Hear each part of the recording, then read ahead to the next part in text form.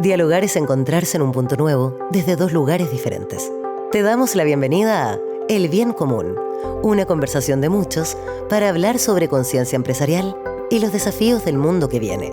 Conduce Alexis Cami. En el programa de hoy conversamos sobre empresas chilenas con propósito, el camino hacia la conciencia empresarial, con Cristian Lefebvre, presidente de EY Chile, y con Claudio Muñoz, presidente de Chapter Zero Chile. Hoy estamos en el último capítulo de esta segunda temporada del Bien Común con dos invitados de lujo. Más que invitados, son de la casa. Cristian, Claudio, bienvenidos a este último capítulo. Gracias por acompañarnos. Y son de la casa porque además son consejeros del Observatorio de la Conciencia Empresarial. Así que un tremendo honor tenerlos hoy día aquí, a dos grandes referentes del mundo empresarial. Muy bienvenidos. Gracias por la invitación. Un gusto estar aquí.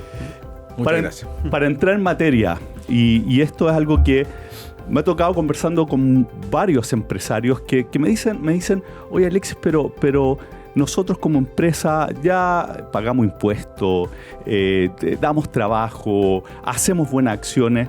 ¿Qué es esto de tener que cambiar el rol? ¿De dónde viene esto? Me gustaría partir preguntándoles cómo ven ustedes el rol del empresario y la empresa en este siglo XXI. ¿Lo ven distinto? ¿En qué ámbitos? ¿O básicamente es igual? Y estamos frente a un tema más comunicacional desde el punto de vista de las empresas.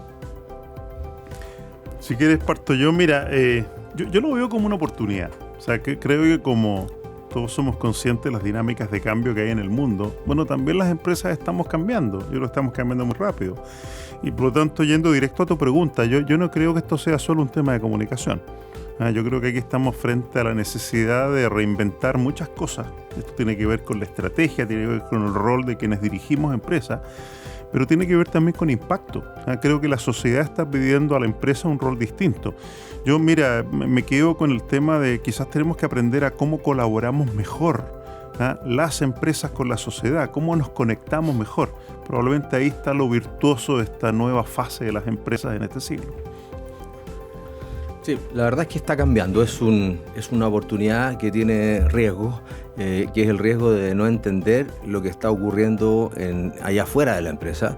De hecho, el viejo statement de que los empresarios y las empresas se deben a los accionistas y generar EBITDA y utilidades es la prioridad, eso ya no es así, y lo estamos viendo en todas partes del mundo. Y como dice Claudio, la relevancia hoy día de los empresarios es tener conciencia, que nuestro observatorio va a ayudar a cuál es el impacto que tienen que generar en sus distintas industrias para que todo lo que nos rodea, lo que llamamos stakeholders, ¿no es cierto?, al final nos valide como un buen ciudadano, y esto se convierte en un círculo virtuoso de crecimiento y desarrollo sostenible para las compañías. Entonces no es un tema comunicacional. Las industrias y empresas que probablemente no tengan claro esto van a estar mucho más desafiadas, incluso con riesgo en el tiempo de desaparecer. El ejemplo que tuvimos en Chile son las FP, un muy buen ejemplo, digamos. Y hoy día llevamos más de 2 años hablando de la pensión solidaria. Eso, si tú me preguntas, ¿era rol del Estado? No, era rol de las FP también, pero nadie lo vio. Obviamente después de la guerra somos todos generales, y hoy día fíjate en lo enfrascado que estamos en que un sistema no funciona si la pata está coja.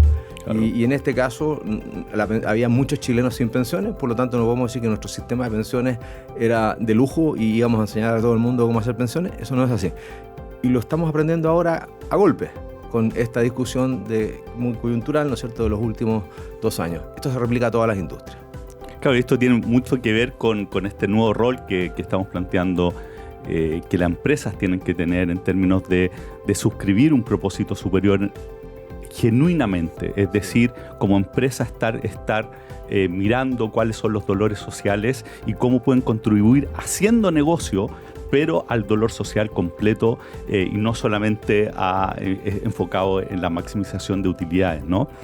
Ahora, hemos visto en el último tiempo, sobre todo ahora con la llegada de Trump, ¿cierto?, a Estados Unidos, este movimiento de empresas que están sacando el tema de diversidad, por ejemplo, y todo este movimiento como anti-woke. Y la mirada, por lo menos particular que yo tengo, es que estos temas que son de estas nuevas generaciones que están instalados en la sociedad en términos del cuidado del planeta, de una cierta equidad, fueron capturados, ¿cierto?, por un sector político y se transformó en un tema ideológico. Y ahora estamos viendo como el movimiento hacia el otro lado. Hay muchas empresas que dicen, no, ya se acabó, esto era accesorio, no es relevante. Y por lo menos nuestra visión, y me gustaría escuchar cómo lo ven ustedes, es que en realidad esos temas siguen siendo importantes. Lo que pasa es que hay que hacerlos desde el sentido común, ¿cierto? No desde el fanatismo que fue lo que lo condujo todo este movimiento woke en particular. ¿Cómo lo están viendo ustedes? ¿Las empresas están descartando temas como, por ejemplo, la equidad, la sostenibilidad por este tema ideológico? ¿Y cuál debería ser el camino hacia adelante? Yo te diría que en Chile, en absoluto. La verdad es que es un extremo. Y el punto que puede haber, el que está defendiendo el presidente Trump, que lo lleva al extremo, quiere equilibrarlo. Ahora, lo está equilibrando llevándolo al extremo, que es eliminando.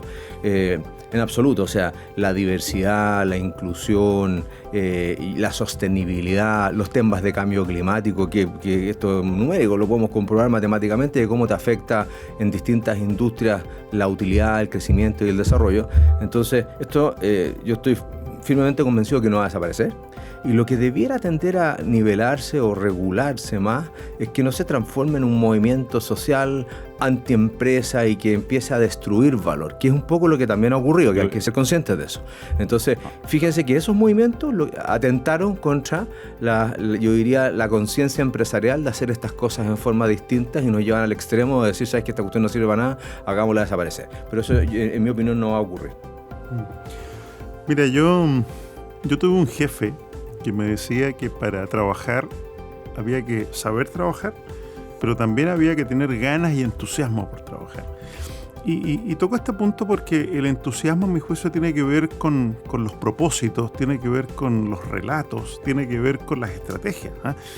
Dado que comentas lo de Trump, a mí me parece que si algo está haciendo bien Trump es justamente instalar una historia que entusiasma una nueva narrativa y convence, digamos, y no sé, algo tan simple como volver a hacer crecer a un país y hacerlo grande, bueno, genera adhesión y genera personas con ganas de hacer eso. Ahora, creo que esto también aplica a la empresa. O sea, que creo que parte de las oportunidades que tenemos las empresas es entender que el contexto cambió. Basta que miremos por un segundo cómo ha cambiado la tecnología, cómo va a seguir cambiando. Pensemos por un minuto cómo está cambiando el medio ambiente, que va a seguir cambiando, y por lo tanto ya tenemos ahí al menos dos argumentos para hacernos la pregunta de si cambia el contexto, ¿voy a seguir haciendo lo mismo o voy a hacer cosas distintas? Creo que esa aproximación de plantear esto en un relato, en un propósito, y movilizar, hacer que efectivamente la empresa sea un agente transformador, probablemente es lo que nos está faltando. Y yo soy un perfecto convencido de que las empresas hemos aportado mucho a la sociedad, pero creo que nos viene un desafío aún mayor. Y ahí probablemente está la diferencia de quiénes van a ganar, quiénes van a ser exitosos en este proceso y quiénes probablemente se van a mantener o quizás desaparecer. ¿Se les viene a la mente ejemplos de empresas o países que lo estén haciendo bien en este sentido? Como aporte a la sociedad. Sí, De hecho, si lo miras en detalle, hay un estudio nuestro que sacamos del Instituto de Directores de Chile, que una de las preguntas es el impacto, lo que ven los stakeholders que evalúan de empresas, impacto que tienen en la sociedad. Y hay unas muy bien evaluadas y otras muy mal evaluadas. Entonces, esto significa que ya hay un reconocimiento de las personas, de los directores, reguladores, etcétera, inversionistas, de que hay empresas que están impactando positivamente a la sociedad. Ejemplo, empresa Copec. Entonces, que además estar desafiada en una industria que tiende a desaparecer, ¿no es cierto? Que la industria del petróleo y del gas, cómo han ido transformando el negocio, pero en conjunto con la sociedad, ¿no es cierto? Con los mapuches, ¿no es cierto? Con los colegios y desarrollados, con el mismo negocio, en un negocio sostenible, la electromovilidad. Entonces, mirando a muy largo plazo de cómo voy reconstruyendo un negocio súper amenazado y hoy día reconocido por los stakeholders, porque además fue uno de los 3 mejores evaluados en Chile en la voz del mercado que lanzamos hace algunos meses atrás. Mira, yo creo que en el mundo hay varios ejemplos de industrias que están al final enseñándonos a que es posible transformarnos. Y déjame ponerte el ejemplo de la industria automotriz. O sea, ¿qué es más evidente que los vehículos a combustión, digamos, contaminan y han generado probablemente parte de los problemas que hoy día tenemos? Bueno, esa industria ha sido capaz de reinventarse. Hoy día todos estamos hablando de vehículos eléctricos, todos hablamos de electromovilidad. Hemos incluso planteado que esto puede ser una oportunidad para Chile, cuando hablamos del litio, cuando hablamos del hidrógeno verde. Entonces a mí me parece que aquí está el secreto. O sea, el secreto es primero entender que esto va de innovación y de colaboración. Por algo quizás, digamos, durante los últimos días de enero apareció en el foro de Davos justamente esta invitación. O sea, la invitación es, a ver, evidentemente que tenemos retos, evidentemente que hay desafíos, pero también tenemos oportunidades, ¿ya? Y en esta era de la inteligencia, bueno, ¿cómo aprendemos a innovar y a colaborar? Creo que cuando las empresas ponemos eso en nuestra agenda estratégica, lo ponemos como un tema del directorio y entusiasmamos a los equipos gerenciales, esos son ejemplos positivos de transformación. Bueno, tú acabas de dar un punto tremendamente importante que tiene que ver con nosotros del observatorio. Uno de los temas centrales que miramos tiene que ver con los valores generacionales, que son las creencias que estas nuevas generaciones están instalando en la sociedad. Y desde la llegada de los millennials, como la tecnología se aceleró tanto, lo que está pasando es que los jóvenes están instalando sus creencias mientras son jóvenes cada vez más rápido. Eso no había pasado nunca en la historia. Y uno de los grandes cambios entre estas nuevas generaciones y la anterior es justamente el tema de la colaboración. Son generaciones que eminentemente colaboran. Y hoy día enfrentados a un mundo complejo. Antes los problemas eran más secuenciales. Tenemos un problema, resolvíamos. Ahora son verdaderos ecosistemas. Necesitamos aprender a colaborar, que es algo que las antiguas generaciones no sabemos tanto. Así es. De hecho, es muy cierto lo que tú dices. Incluso a nivel de empresa, si tú lo aterrizas, era muy difícil pensar que incluso competidores podían colaborar en algo. Era hasta mal visto, desde un punto casi corrupción y anticompetencia y me conoce mi secreto empresarial. Hoy día hay muchas cosas en que las empresas se están juntando y empezando a colaborar para un bien común. Por ejemplo, temas de cambio climático. Entonces, eso efectivamente hay una apertura y hay un cambio en la colaboración y cómo estamos las empresas en el mundo pensando en co-construir, ¿no es cierto?, este mundo mejor. Y quizás en esa línea, mira, intentar agregar, yo soy más crítico, Alexis, yo creo que se nos olvidó colaborar. Yo creo que como sociedad nos transformamos en individualistas. Bueno, los niños de hecho colaboran naturalmente. Exactamente. Yo creo que esta cosa del individualismo, de al final entender que lo único relevante son con los que están cerca tuyo, o sea, perder estos vínculos sociales. A mí, por ejemplo, me sorprende cuando uno ve encuestas de en quién confiamos las personas. Y te parece que confiamos en pocas personas, probablemente en los que tienen más cerca. Eso creo que tenemos que transformarlo. Y fíjate, esto yo no lo veo como un tema de consigna o de causa, lo veo como un tema de estrategia. O sea, cuando planteo que las empresas tenemos que aprender a colaborar, estoy planteando en cómo innovamos más rápido. O sea, cómo a través de la colaboración resolvemos de mejor forma problemas que no estamos siendo capaces de resolver. Te pongo un ejemplo de ausencia de colaboración en Chile. Cuando tú ves la relación entre universidades y empresas. O sea, claramente mundos disjuntos. Hay pocas iniciativas conjuntas para investigar y desarrollar. Entonces, me parece que estamos llenos de ejemplos de que si lo entendemos desde la lógica de la estrategia, desde la lógica de reinventar procesos de negocio, probablemente hay valor, hay desarrollo y hay crecimiento, que creo que es lo que nos está pidiendo la sociedad. Recordar, estamos hablando con Cristian Lefebvre, presidente de EY Chile, y Claudio Muñoz, presidente de Chapter Zero Chile, y ambos además muy cercanos asesores y colaboradores activos del Observatorio de la Conciencia Empresarial en nuestro consejo asesor. Así que, bueno, el punto de la colaboración, volviendo a eso, la colaboración, sí, necesitamos aprender a colaborar, que es algo que probablemente se nos olvidó en el camino, evidentemente con ciertos límites, ¿cierto?, entre empresas, competidores particularmente. Pero un tema grande tiene que ver con el cambio que ha ido ocurriendo en la sociedad en términos de que hoy día la demanda es muy distinta a la que veníamos acostumbrados. Nosotros durante varias décadas, sobre todo, tú hablabas del individualismo que parte con mucha fuerza cuando comienza la posmodernidad, ¿cierto? Caen estas verdades allá afuera, quedamos cada uno con su propia verdad, empieza a instalarse el individualismo y la empresa evidentemente vieron la oportunidad y empezó también el mercantilismo, que es parte de esta sensación de la sociedad que de las personas que están de alguna forma pasaron a ser un número en Excel y necesitamos volver a ese contacto. Hemos hablado en otros capítulos cómo las empresas inicialmente partieron de ese contacto directo con el consumidor, con los colaboradores, pero a medida que las empresas fueron creciendo y en un mundo más globalizado, nos fuimos alejando. Y vemos, por ejemplo, hay una encuesta de confianza de enero de este año que muestra 50 puntos de diferencia entre lo que creen los directores en términos de cuánto confía la gente en sus empresas versus lo que opinan los colaboradores y los clientes. 50 puntos de diferencia, es decir, una disociación bien grande. Y ustedes muy relacionados con en la preparación y la educación de nuevos directores en Chile, ¿cómo están viendo eso? ¿Ustedes ven esta diferencia? ¿La estamos achicando? ¿La estamos agrandando? ¿Qué deberíamos hacer para tener más conexión con qué está pasando realmente en la calle? Yo creo, Alexis, que este es un punto central. Así como hablábamos de aprender a colaborar, también tenemos que aprender o desaprender algunas cosas y aprender otras de cómo nos conectamos. Hace un tiempo me tocó participar en un panel donde la pregunta era ¿qué es un empresario?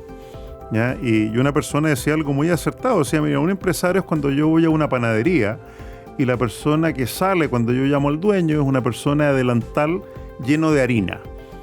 Cuando alguien sale y no tiene harina en el delantal, dice, bueno, la verdad es que está menos involucrado. Y a mí me parece que esto es profundo porque tiene que ver con cómo hacemos empresa. Y de alguna forma es quizás volver a aprender a cómo nos conectamos con todos los actores que representan la empresa, ya no es solo al interior. Aquí aparece el tema de, bueno, cómo nos conectamos de manera efectiva con los clientes, porque la encuesta que tú nos dices al final se traduce en que no hay lealtad. O sea, si no logramos esa conexión, no hay lealtad a tu marca, a tus productos. Entonces creo que aquí volvemos a lo mismo, es cómo reinventamos procesos tradicionales de negocio, no porque los anteriores estuvieran mal, sino porque nos cambió el contexto.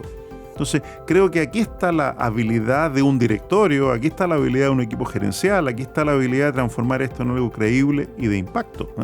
Yo sigo pensando que estamos frente a oportunidades de innovación relevantes y probablemente el primero que las vea y las tome va a ganar la carrera. Sí, súper interesante. De hecho, hemos estado el último mes y medio trabajando ahí. De nuevo, la encuesta que hace La Voz del Mercado, que hace Iguay, IDC y la Bolsa de Comercio, lo que hace es contrastar la opinión del público que es seleccionado para esto, que son inversionistas, directores de empresas, y lo que opina a veces la empresa en su foro interno. Entonces, hay un gap grande. Eso es lo que tú dices, es cierto.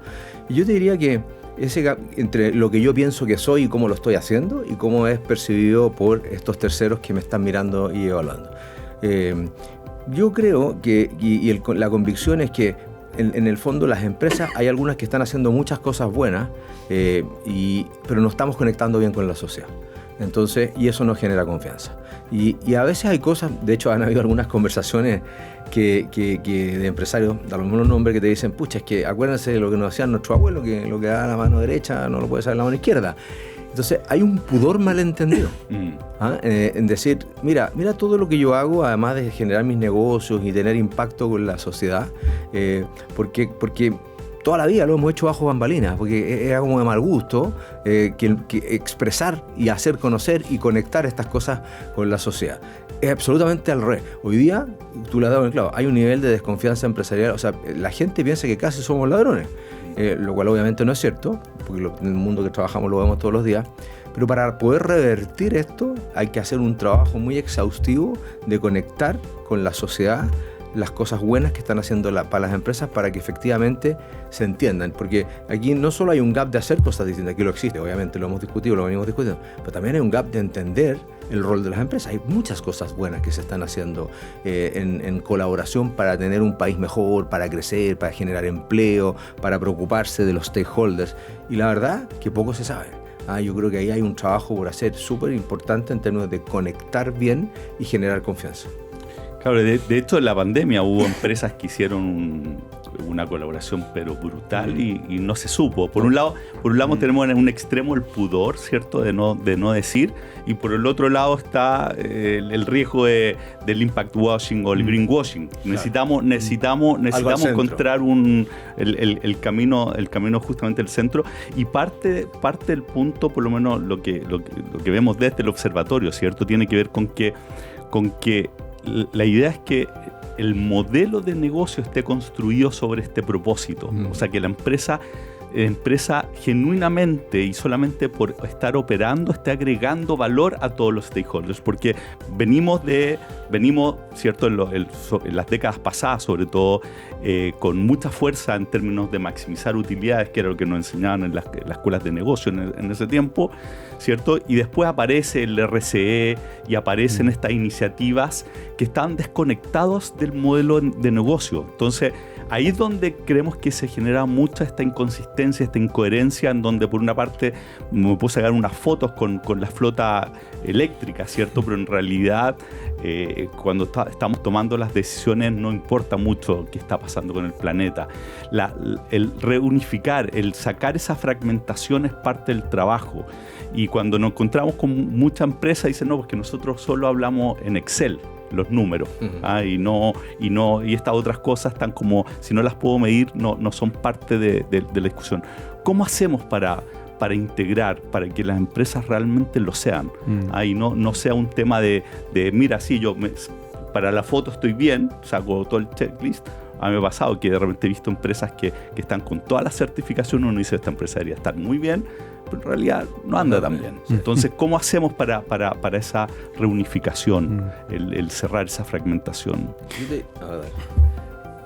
Yo te diría que hay una cosa como media básica y evidente para entenderla, porque es súper cierto lo que tú dices.